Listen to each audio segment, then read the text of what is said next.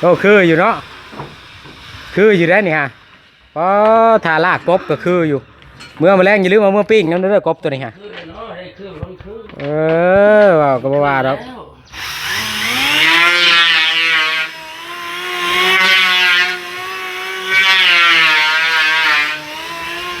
ทีมงา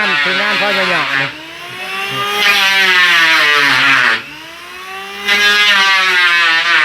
ว่าคือจิลงแต่ข้างเดียวแหละ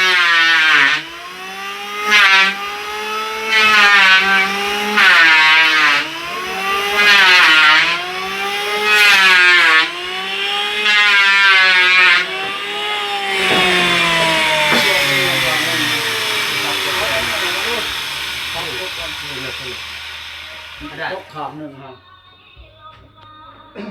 เต้ยค